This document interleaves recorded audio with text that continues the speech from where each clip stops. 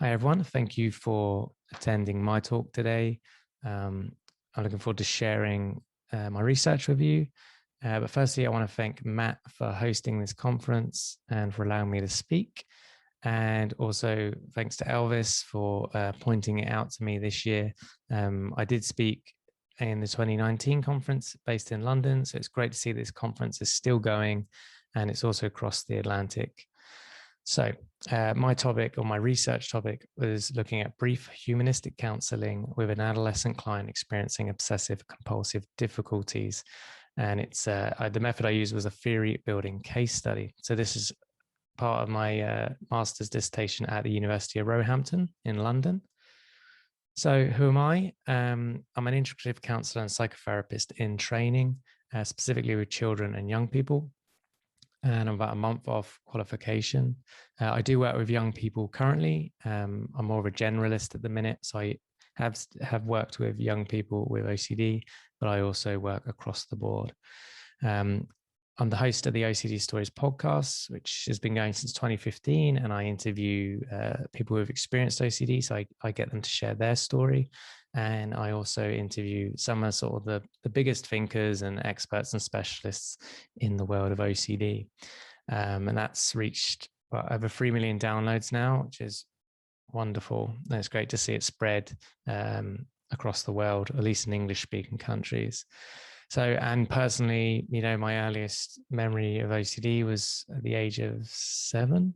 So yeah, it's kind of affected me, hence, starting the podcast and then focusing on, I did a conversion master's before I did this master's degree. And on that one, my dissertation was looking at acceptance and commitment therapy as a sole intervention for OCD. So yeah, I've got an area of interest, you could say. So the data I pulled, so I did not do the therapy. I pulled it from the ETHOS trial. So the ETHOS trial or study was a randomized control trial done in 2018, I believe, by Mick Cooper and colleagues. Mick is based at the University of Roehampton as well. But what they looked at was the effectiveness and cost effectiveness of brief humanistic counselling in British high schools versus pastoral care as usual. And they looked at 329 young people were recruited, 167 randomly prescribed school-based counselling, as well as alongside pastoral care as usual. So when I say humanistic counselling, for those that aren't familiar, think Carl Rogers, core conditions, more about the relationship, that type of thing. It can also be called client-centered or person-centered counseling, but we're using the term humanistic counseling today. And so I pulled out one case from the ETHOS trial to look at, and I'll explain how I identified that young person. But yeah, so if you're interested in this specific randomized control trial, it was published this year. And if you just type ETHOS humanistic counselling and put Mick Cooper or Cooper 2021, it was published in the Lancet. So why do this research? CBT is often seen as the gold standard therapy for OCD, but as we know, it's not a panacea. So this study on the right here by Gemma Reed et al., cognitive behavioral therapy with exposure and response prevention therapy in the treatment of OCD, a systematic review and meta-analysis of randomized controlled trials. Now, what they found, I'll let you read it, it is really interesting, but they found that actually looking at other studies that specifically randomized controlled trials that used other active therapies, they didn't really find much difference between ERP and these other therapies. And then they also potentially found some bias in a lot of the RCTs. And that came out about a month ago, as you can see, April 2021. And this is an important discovery or finding or release, because over the years, the studies have said, ERP has sort of 50, 60, 70% symptom reduction, but for say 30% of people, it just doesn't seem to help. And there's obviously many arguments for that. Research is never perfect. But I think sometimes the worshipping of ERP has stopped us exploring other areas and considering other routes. Now, I should say, for clarity, I use CBT in my practice, but I'm integrative, so I always come from a psychodynamic, humanistic, and CBT perspective, so I merge it. So I use ERP, I see the value in it, but I'm not sort of beholden to it. Now, Robert Elliott said that work is required to develop more effective process guiding approaches to anxiety. Now, he was referring to humanistic approaches, and that's kind of why I went this route and did this research. He kind of put that out there, and I wanted to see, well, hey, does humanistic counselling have any impact? If it does, why? If it doesn't, why not? And what can we learn? So participant selection, OCD diagnostic assessments were not conducted as part of the ETHOS study.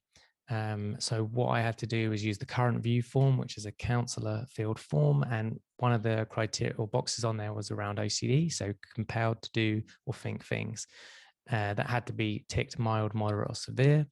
The revised child anxiety and depression scale short version was used. I'm not sure if this is used in the States, but it is in the UK.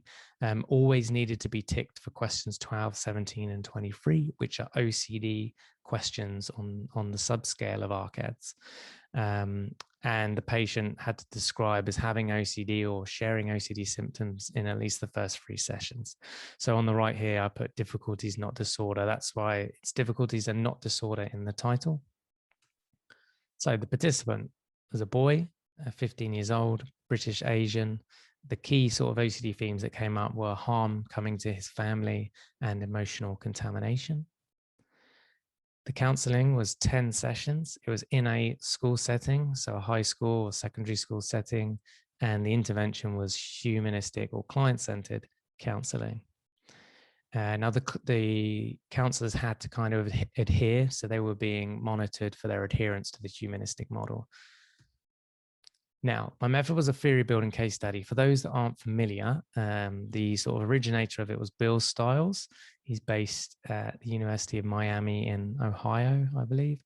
And his idea is that all clinicians, all therapists at some point are doing theory building research. They're learning as they go, they're adapting their approaches, and therefore engaging in this idea of theory building research. But this is the more sort of systematic way of doing it. And yeah, it made the most sense because I didn't just want to do a case study of did it work, didn't it work? I want to find out what can we learn from this specific case to enhance theory going forward. So the results of did it work or didn't it work? So if we look at the ARCADS, which is sort of an anxiety and depression measure, you can see baseline was a score of 53. The lower, the better, I should say. So 53, week 6, 56, it increased. The end of therapy, week 12, or just after, it was stayed at 56. But then at the 24-week follow-up, it increased to 68. And that's an important number, that rise. And I'll talk about that later. Now, if we look down below the 3 OCD subscale questions, which is I have to do some things over and over again, like washing my hands, cleaning, putting things in order. I have to think special thoughts like numbers or words to stop bad things happening. And I have to do some things in just the right way to stop bad things happening. Anyone that's familiar with OCD will kind of, see that those are OCD questions. So as we can see here, baseline for all 3, the person ticked always. Week 6, it kind of changed for the middle one sometimes, and then went to often and stayed at often. So that one did drop down 1, but the other 2 remained always throughout. So there was hardly any change to the OCD subscale questions. And obviously these questions are part of the score you see above the 56. And there we go. So results. The core of my dissertation was more about the qualitative findings.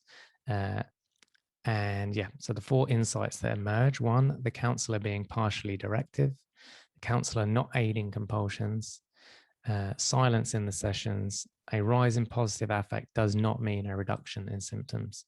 I should say does not necessarily mean a reduction in symptoms. And I'll explain each one of those now. So the first one, the counsellor being partially directive. Humanistic counselling is a non-directive form of therapy, but the counsellor did offer free interventions across 3 different sessions. However, none of these free interventions directly targeted anxiety or obsessive-compulsive symptoms, except for maybe the last one, which was around mindfulness, but that was in session 10, so you could argue it was too late at that point. The client stated that he wanted help with his OCD on several occasions, but that kind of help never came. The counsellor obviously having to adhere to the research and adhere to the humanistic model, that may have impacted this counsellor directly answering that call to target the OCD and help out.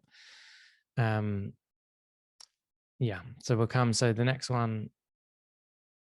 Okay, so most notably on this session 10, the counsellor did lead mindfulness exercises. Counsellor says, you like that? Client, that was really calming. Yeah, so again, do you think you might use that one? Like, let's say I'm on like a train or something and I start being panicky, maybe. I can just calm myself down. So yeah. So the client here did like the mindfulness. There were several times in that session 10 where he did express that he felt calmer because of the mindfulness exercises. But as we know of any intervention like this, it needs to be done over and over again. Repetition is the mother of all skill. And this young person most likely is going to forget these mindfulness exercises, and it wouldn't have become a learned skill or a habit. So it was good thinking. It was just probably too late on. The other 2 interventions the counsellor did do, they weren't specifically focused on OCD. And the point here is the client was asking for OCD interventions.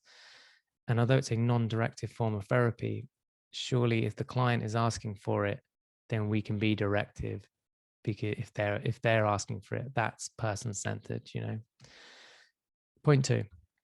Finding 2, the counsellor not aiding compulsions. The counsellor gives reassurance and encourages it within the client, then this will only exacerbate symptoms. So several times through the transcript, counsellor does aid in compulsions. And at one point, the counsellor asks, do you think there are other ways you can reassure yourself that your family are okay? Client, I don't know. And this is one of the sessions whether the client was dysregulated and the counsellor was just trying to help and be helpful. But as we know of OCD, playing into compulsions just feeds that OCD cycle and kind of makes it worse. So next one is silence in sessions. So the client says, yeah, the only thing that I found weird really was when we had that awkward stage of being silent. Okay, that was funny, but I felt awkward. When? Like over the sessions where we had like a period of just being silent, like I didn't know what to say. So yeah, it feels awkward. Yeah. And this dialogue ends with a silence, ironically. So yeah, silences were a regular occurrence in these sessions, and it's not abnormal in a lot of therapy modalities to have silence. In session 4, the client was heavily dysregulated. The longest silence in session 4 was 2 minutes, 26 seconds, which for someone to be so stuck in their head and kind of tormented by these troubling thoughts and sort of flooded with anxiety, sitting in silence for 2 minutes, 26 seconds is unlikely to help. It's unlikely to help them regulate themselves. Yeah, so leaving someone who's anxious and having OCD type thoughts is probably not going to be a pleasant experience for them. They're just going to ruminate, which is a mental compulsion. And we don't want them to do that because once again, that feeds OCD. So we could have used this time better to really ask more questions, explore, or in the case of session 4, where the person was so heavily dysregulated, could have used sensory interventions or other things to help calm and regulate the young person and get them back in the room so we can actually do the work, because you're not going to be able to have a conversation if they're in this place. But also in brief counseling, which this is, every second counts. This is my opinion. So our silence is really a good use of the precious time. I'm not saying there's never a use for silence, I just think around OCD, I think it becomes more problematic, and there were lots of silences through the 10 sessions that lasted a couple minutes or over a minute. And as we saw there, the young person didn't enjoy them. And I guess lastly, a rise in positive affect does not necessarily mean a reduction in symptoms. So the counsellor says, it sounds great. It sounds like you got less time to worry. Yeah. How much of a difference do you think it's making? Like what? Like on a scale of 1 to 10. Yeah, I was about to say, yeah, like 10 being the best and 1 being no difference. Yeah, it might be sort of like a 7, a solid 7. Yeah. Being a solid 7 for being more social and developing has made a difference too. Yeah. To what? You're worrying, or just like to the majority of things? So this was session 7 when the counsellor was asking the young person. They seemed much happier. The young person had made friends, and the last few sessions, this had been a lot of talk of what is a good friend, what is a true friend. The young person was trying to process this, and I think this is where the counselling did help. It did help the young person develop new relationships and new friendships, but that is not the purpose of this study. But I will say, helping a teen in their peer friendships is no small thing. It's a really important thing at that age. And but yeah, that's not what we were studying. And here, because the young person's got more friends, they are presenting much more happier. They do seem happier, and that kind of masks the OCD symptoms. OCD symptoms were probably bothering this young person less because they had more going on, but it doesn't mean that the OCD has gone, which is, I think, the learning here. OCD symptoms can rise and fall, wax and wane. So the strategy of being okay that the symptoms have decreased is not always a guarantee the OCD is truly receded. Now, as we know, OCD can wax and wane for some people, and for this young person, I believe it did. It seemed to sort of recede and go away. The young person did express that the OCD was still there, but it was bothering them less because they were busier, they had more things going on with friends. And the counsellor seemed pleasantly happy about this. And we know that potentially it came back with a vengeance. We know the ARCADS OCD subscale questions didn't really change. And we saw that it went from a 56 to a 68 on the ARCAD scale, the anxiety and depression scale, at 24-week follow-up, which to me says the OCD came back because it wasn't directly addressed or discussed in session. So the key takeaways for me were the counsellor needs to be partially directive in a humanistic model. And I don't think that necessarily discredits the non-directive nature of it or being client person-centered. I think it's about holding the person and their OCD so you can do the humanistic non-directive work. This could be as simple as some psychoeducation, what maintains OCD, what makes it worse, and how to start sort of moving past it. You could offer exercises. This could also be done in a humanistic way. For example, I wonder how you could change how you respond to these thoughts and feelings. Sort of opening up questions like that and having a dialogue around that. So you're not saying do this, do that. You're saying I wonder, and letting them come up with ideas. And maybe it'll come up with similar ideas to how CBT approaches OCD. And I think you could also, this is my integrative nature here, you could integrate, as I would, CBT approach in, use some CBT. So I always look at it like a fire. Some of the CBT tools, ERP, some ACT tools, acceptance and commitment therapy, for example, could be used to get that fire down, decrease the fire, and then it allows you to work on the embers in a humanistic way, the more deeper relational things that may be going on for this young person. Now, the counsellor not aiding compulsions, anyone that does CBT is familiar with CBT will kind of understand this. But this point for me was kind of specifically adapting the humanistic model. So those humanistic therapists that may not understand the CBT view of the OCD cycle, So yeah, being able to do the humanistic counseling without aiding compulsions and having that discussion with the young person of, this is why I'm not going to reassure you or aid in your compulsions, because, and again, this comes back to psychoeducation of explaining the OCD cycle. That's just my take.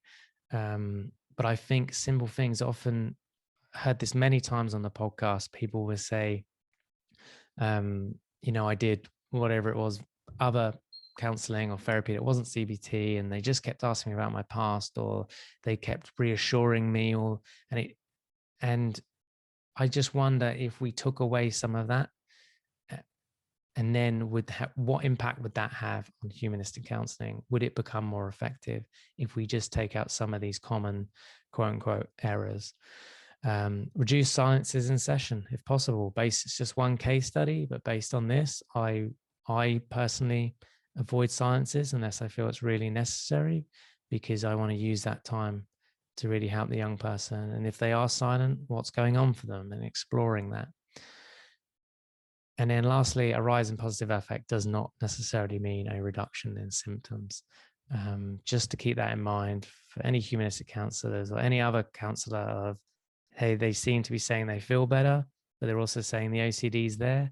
To me, that's a red flag. So, limitations of my study, there's plenty. So there was no OCD diagnostic tool used, such as the Y box. It was a brief intervention. Session 3 was not recorded. I have no understanding why it wasn't recorded, but for me, that's a big missing piece of the information. 10 sessions occurred over 8 weeks. So they did 2 sessions on 2 days. The patient was not seen by a counsellor who had a comprehensive understanding of OCD. If, for example, a humanistic counsellor deeply understood the nuances of OCD, we may have seen a different outcome here. It was done in a school setting, and the school setting was very noisy. You heard teachers arguing with students constantly. That doesn't help the therapeutic frame, and potential bias from myself. I do have a podcast in OCD. I do have an interest. I have personal experience.